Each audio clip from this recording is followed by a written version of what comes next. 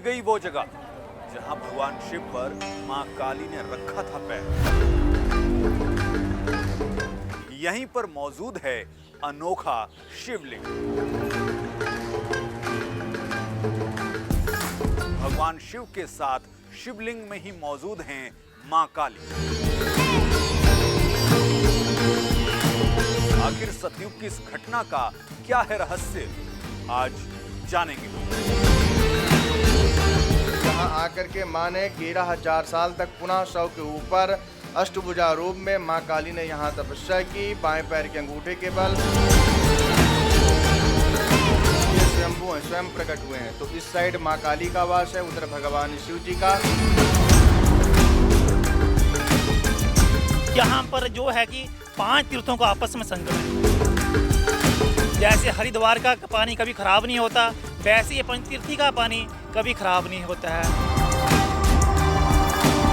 ये हरिद्वार से जों पर ऊंचा स्थान है।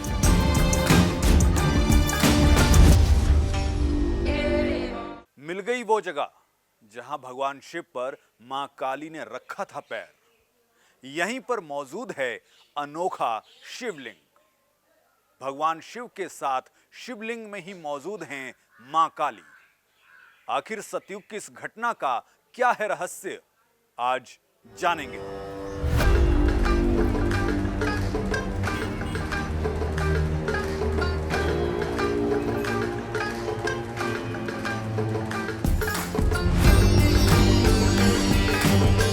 ये इस मंदिर का गर्भगृह है और यही अमूमन आपने जो भगवान शिव के मंदिर देखे होंगे या भगवान शिव की जो पिंडी होती है, शिवलिंग जो होता है वो ऊपर होता है, लेकिन यहाँ ऐसा नहीं है।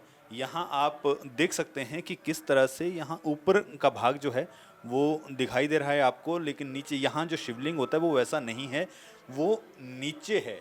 और यही यहाँ इस जगह की खासियत है। और इसके पीछे आखिरकार क्या रहस्य है, और अंदर अगर आप देखेंगे तो आपको एक शिवलिंग जो है 2 हिस्सों में दिखेगा। तो ये 2 हिस्से जो हैं वो किस तरह से हैं और इस मंदिर की क्या कहानी है, क्या रहस्य है इसके पीछे, हमारे साथ पंडित मौजूद हैं। उनसे पूछेंगे कि आखिरकार इसकी क्या कहानी है, क्या इतिहास है। पंडित जी बोले। नमस्कार, जय शंकर। जय शंकर जी, ये स्वयंभू हैं, स्वयं प्रकट हुए हैं और माँ काली भगवान शंकर दोनों एक साथ विराजमान है।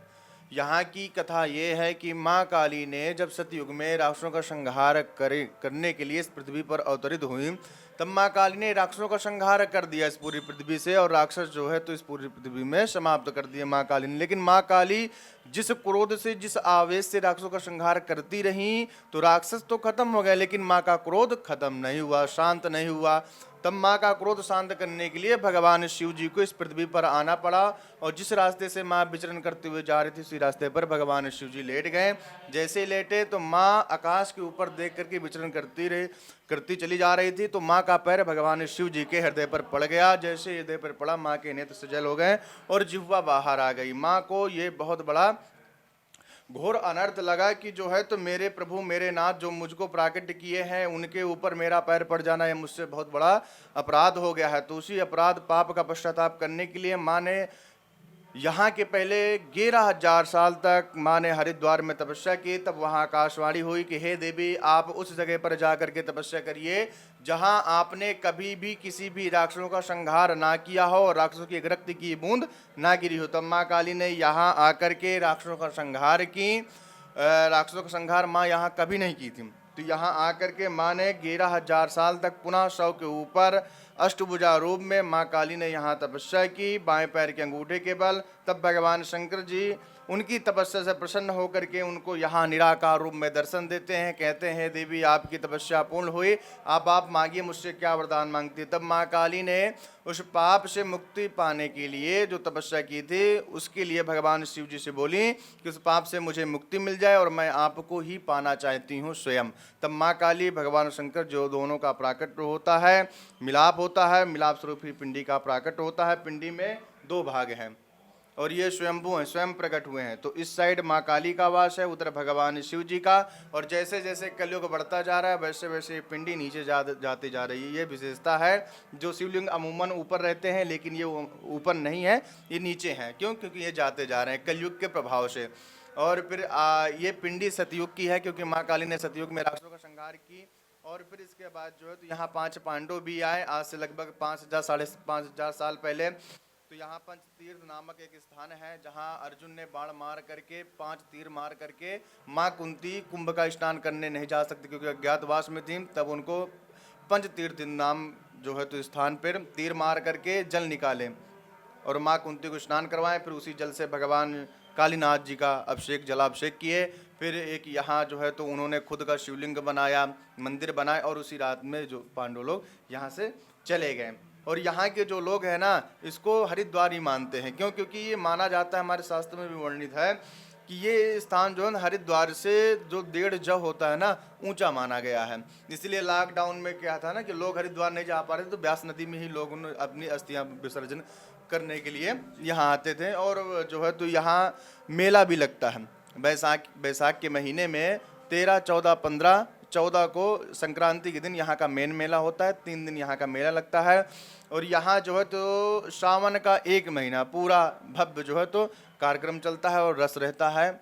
एक ये कहा जाता है कि इस शिवलिंग पे, ये जो माता कालीनाथ के रूप में हम मौजूद हैं, तो यहाँ पे ना जल चढ़ाया जाता है ना दूध चढ़ाया जाता है। ये इसलिए क्योंकि ये जो है ना जलहरी बनी हुई थी। जैसे लोग क्या ना जल डाल देते हैं, दूध डाल देते हैं ना, तो वो जल दूध निकल जाता। लेकिन ये जो प्रतिमा है तो ये स्वयंभू है। तो इसमें जल दूध इत्यादि डालने से क्या होता था कि जो है तो लोग आते थे और डाल देते थे, तो वो छोटा सा सुराख था तो उससे कम निकलता था। तो फिर क्या हुआ ना कि मूर्ति में वो लगा रहता था, कभी कभी ऊपर भी। अब फिर दूसरी विशेषता ये ना कि उससे कम निकलता था। दूसरी बात ये है कि यहाँ के लोग बताते हैं कि जब यहाँ बारिश नहीं होती थी, तब इस कुंड को लोग पानी से, ब्यास नदी के पानी से, ब्यास नदी का पानी डालते थे। जैसे ये कुंड फुल हो जाता, 10 मिनट के बाद बारिश चालू। तो ये पीछे जो सीढ़ियाँ है ना, पौड़ियाँ, ये इसलिए ही बनाई गई थी। तो अब जैसे लोग आते और डालते जाते तो ये कुंड फुल हो जाता, तो बारिश होने लगती। तो फिर इसके अलावा जो है तो दूसरी मूर्ति जो है ना, मूर्ति भी थोड़ा सा क्या होता था ना कि दूध दही जम जाना, फिर वो जो तो महक भी आने लगती थी। इसीलिए जो है ना बंद करवा दिया गया, दूध दही जल इत्यादि सारी चीज़ें बंद हैं। और भगवान का सुबह और शाम, सुबह 4 बजे, शाम को 4 बजे भगवान का रुद्राभिषेक ब्राह्मण द्वारा ना करते हैं। ब्राह्मण जो भी हैं, जिनकी भी ड्यूटी लगती है, जैसे हम हैं तो हमारी लगती है। तो भगवान को तो हम ऐसे रख नहीं सकते, पूजा करेंगे, अर्चना करेंगे, श्रृंगार करेंगे, आरती करेंगे, अलंकार करेंगे, वो तो भगवान का चला हुआ है। जी जी। कालीनाथ कालेश्वर महादेव मंदिर के अंदर हम खड़े हैं और मेरे पीछे आप देखें तो पिलर हैं, खंबे हैं, स्तंभ हैं। ये इन स्तंभों के बारे में कहा जाता है कि इन स्तंभों का भी इस मंदिर में खास मतलब है। ये स्तंभ सिर्फ स्तंभ ही नहीं हैं, बल्कि इनका एक अलग से महत्व है, अलग से मतलब है। और मतलब ये है कि ये 4 स्तंभ जो हैं, ये 4 वेद हैं। ये जो सामने आप स्तंभ देख रहे हैं, ये ऋग्वेद का प्रतीक है। और इसके बिल्कुल दूसरी तरफ जो साथ में है, वो यजुर्वेद है, सामवेद और अथर्ववेद। इस तरह से ये 4 स्तंभ नहीं हैं, बल्कि ये 4 वेद जो हैं वो कहे जाते हैं, वेद माने जाते हैं। और इसके बिल्कुल बीच में अगर आप देखेंगे तो बड़ा मंदिर का घंटा जो है वो लगाया गया है। इस वक्त हम उस जगह पर खड़े हुए हैं जहां माता काली ने 11,000 वर्षों तक भगवान शिव की तपस्या की थी। यही वो तपोभूमि है, यही वो तपोस्थली है जहां भगवान शिव के लिए, भगवान शिव की आराधना जो की थी वो की थी माँ काली ने 11,000 वर्षों तक। ये जो एक मूर्ति आप देख रहे हैं, माता की मूर्ति काले रंग में जो है, काली माँ की मूर्ति जो है, ये कहते हैं कि ये प्राचीन मूर्ति है। ये सतयुग के समय की ही मूर्ति जो है ये बताई जाती है। और ये कहा जाता है कि इसी मुद्रा में माता ने 11,000 वर्षों तक यहाँ तपस्या की थी। इसीलिए इतना कठिन तप करने के बाद जो है भगवान शिव ने माता को दर्शन दिए थे और फिर माता को आशीर्वाद दिया था, माता को वरदान दिया था, और उसी वरदान का ये फल है कि माता जो है यहाँ शिव के साथ जो है वो विराजमान है, कालीनाथ कालेश्वर महादेव के रूप में यहाँ पर विराजमान है। और यहाँ पर जो है कि 5 तीर्थों का आपस में संगम है। 5 तीर्थ कौन कौन से हैं? एक तो यहाँ पर महाकाल जी का मंदिर है, और दूसरा यहाँ पर ब्यास नदी है, तीसरा यहाँ पर शमशान घाट है, चौथा यहाँ पर गौशाला है, पांचवा यहाँ पर 5 तीर्थी है। यहाँ पर अर्जुन जी ने तीर चलाया था, तब से जाकर ये 5 तीर्थी उत्पन्न हुई थी। जैसे हरिद्वार का पानी कभी ख़राब नहीं होता, वैसे ये 5 तीर्थी का पानी कभी ख़राब नहीं होता है। और ये हरिद्वार से जों पर ऊंचा स्थान है। हरिद्वार से ऊपर है ये। जी जी, पर इस स्थान की कुछ कारण महत्ता नहीं हो पाई है, इस कारण ये स्थान अभी तक वहीं का वहीं पे है। अच्छा पंडित जी, अगर कोई श्रद्धालु, कोई भक्त जो है वो इस मंदिर में आना चाहते हैं तो हमें ये भी बता दीजिए कि ये मंदिर कहाँ जैसे पड़ता है और कैसे यहाँ पर आया जाए। जी, ये मंदिर है ये हिमाचल में है। ठीक है, हिमाचल से आप ज्वाला जी आ जाओ या अम्ब आ जाओ। ज्वाला जी से ये 10 किलोमीटर पड़ता है, और अम्ब से ये पड़ेगा 20 किलोमीटर। अम्ब से आप कलोहा आ जाओ, कलोहा से रक्कड़ आ जाओ, रक्कड़ से आप कूना आ जाओ, कूना से आगे ये 2 किलोमीटर कालेश्वर महादेव जी का मंदिर है, यहाँ पर आ सकते हो आप। जी, डिस्ट्रिक्ट कांगड़ा। डिस्ट्रिक्ट कांगड़ा में ये। जी जी। तो भक्तों, अगर आप इस मंदिर में आना चाहते हैं और कालीनाथ कालेश्वर महादेव के दर्शन जो हैं वो करना चाहते हैं तो आप आ सकते हैं और भगवान के दर्शन और उस रहस्य को भी जान सकते हैं जो यहाँ पर विराजमान है, साक्षात विराजमान है, और कैसे माँ काली ने भगवान शिव पर पैर रखा था, और उसके साक्षात चिन्ह जो हैं इस मंदिर में आपको देखने को मिलेंगे, आज भी मौजूद हैं। तो आप आ सकते हैं और भगवान के दर्शन जो हैं वो कर सकते हैं।